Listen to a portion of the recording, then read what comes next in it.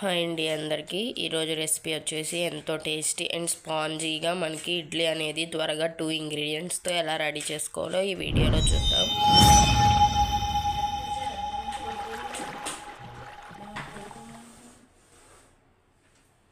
So ఇక్కడ నేను ఇడ్లీ అయితే 2 ఇంగ్రీడియంట్స్ అవి అటుకులు అలాగే సూజీ రవ్వతో తీసుకుంటున్నాను. ఫస్ట్ అయితే నేను ఇక్కడ 1 కప్ వరకు అటుకులు తీసుకున్నాను. ఒక బౌల్లోకి ఇలా అటుకులు తీసుకొని కొన్ని వాటర్ అయితే పోసుకొని ఇలా నీట్గా వాష్ చేసుకోవాలి. వీడియోలో చూపించే విధంగా ఇలా వాష్ చేసుకున్న తర్వాత ఈ వాటర్ అనేవి మనం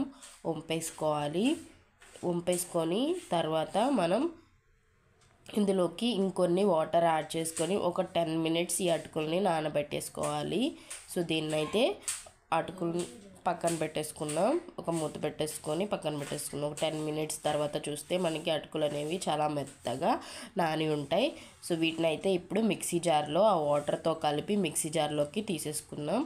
ఇలా తీసేసుకొని వీటిని మిక్సీ పట్టుకోవాలి. చాలా మెత్తగా, మీకు కావాలంటే కొంచెం వాటర్ కూడా యాడ్ చేసేసుకోవచ్చు.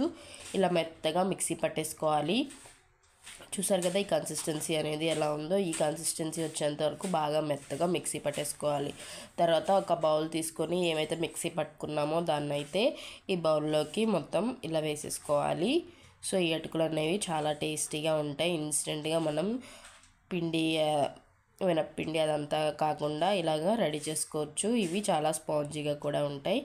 సో ఇలా వేసుకున్న తర్వాత ఇందులోకి మనం సుజీ రవ్వని యాడ్ చేసేసుకోవాలి.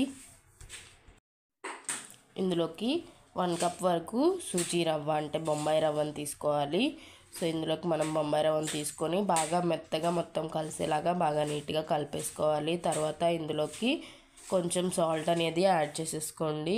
ఇలా కొంచెం సాల్ట్ అనేది యాడ్ చేసేసుకొని కొంచెం వాటర్ పోసుకుంటూ మనకి ఇడ్లీ పిండి కన్సిస్టెన్సీ ఎలా అయితే వస్తుందో అలాగా మనం దీన్ని అయితే రెడీ చేసుకోవాలి. ఎందుకంటే మనది గట్టిగా ఉంది కాబట్టి ఇలా మొత్తం నీట్గా కలిపేసుకోవాలి. చూసారు కదా ఇక్కడ.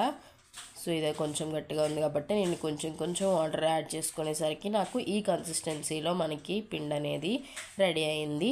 సో మనం దీన్ని కొంచెం సేపు పక్కన పెట్టేసుకోవాలి. ఎందుకంటే రవ్వ అనేది మొత్తం నానేంత వరకు దీన్ని పక్కన పెట్టుకోవాలి. సో ఇక్కడైతే నేను ఒక 15 మినిట్స్ తర్వాత చూస్తే రవ్వ అయితే బాగా నానిపోయింది. చూసారు కదా ఇక్కడ. సో ఇది కూడా కొంచెం గట్టిపడింది.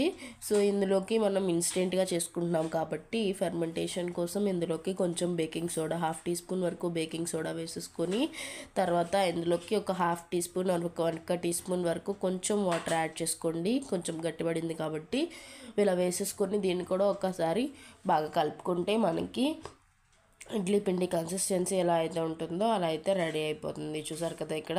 సో ఇప్పుడైతే నాకు ఇడ్లీ పిండి రెడీ అయిపోయింది. ఇప్పుడైతే మనం ఇడ్లీలు అనేవి వేసేసుకోవాలి. సో దానికోసం ఇక్కడ నేను ఈ ప్లేట్స్ అనేవి తీసేసుకున్నాను. దీనికి కొంచెం ఆయిల్ అనేది అప్లై చేసుకోండి. మనకి స్టార్టింగ్లో వేసుకునేటప్పుడు ఇలా ఆయిల్ అనేది అప్లై చేసేసుకొని మనం ఏదైతే పిండి రెడీ చేసేసుకున్నామో దాన్ని ఇలాగా కొంచెం మనం ఇడ్లీలాగా వేసేసుకోవాలి. సో ఇది మనకి సూపర్ టేస్టీగా ఉంటుంది అండ్ స్పాంజీ చాలా బాగుంటుంది. చాలా మెత్తగా ఉంటుంది. ఇడ్లీలు అనేవి ఇన్స్టెంట్గా మనం ఇడ్లీలు బ్రేక్ఫాస్ట్లోకి చేసుకోవాలి అంటే కనుక మీరు ఇలా ట్రై చేయొచ్చు. చాలా త్వరగా అయిపోతాయి.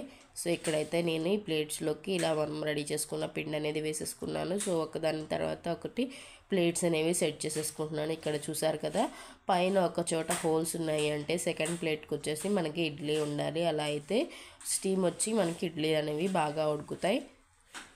సో వీటిని అయితే ఇలా రెడీగా పెట్టేసుకున్నాను. స్టవ్ మీద ఇడ్లీ పాత్ర పెట్టుకొని కొన్ని వాటర్ పెట్టి మరిగించుకుంటున్నాను. మరిగించుకునే సమయంలో మనం ఈ ఇడ్లీ ప్లేట్స్ అనేవి ఇందులోకి పెట్టేసి మూత పెట్టేసుకోవాలి.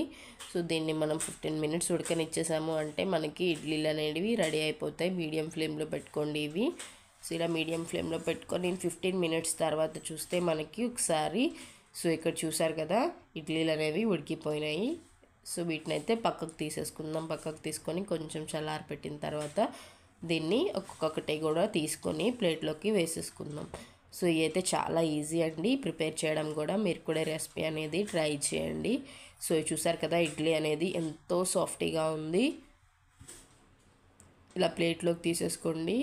సో ఇందులోకి మనం ఏ చట్నీ అయినా యూస్ చేసుకోవచ్చు. సో ఏ చట్నీ అయినా చాలా బాగుంటుంది. సో ఇక్కడైతే ఎంతో మెత్తగా ఉంది కదా, చూసారు కదా. సో ఇడ్లీలు అనేవి చూడడానికి కూడా చాలా సాఫ్ట్గా ఉన్నాయి, తింటే కూడా ఇంకా చాలా చాలా సాఫ్ట్ అండ్ చాలా బాగుంటాయి. సో ఇక్కడ నాకైతే ఇడ్లీలు అనేవి రెడీ అయిపోయినాయి. ఒక ప్లేట్లోకి ఇలాగ సర్వ్ చేసేసుకున్నాను. సో ఇక్కడ మీరు ఇడ్లీ కన్సిస్టెన్సీ చూస్తే ఎంతో సాఫ్టీగా మనకి రెడీ అయిపోయింది. ఇందులోకి నేను టమాటా చట్నీ అయితే వేసేసుకుంటున్నాను ఇక్కడ.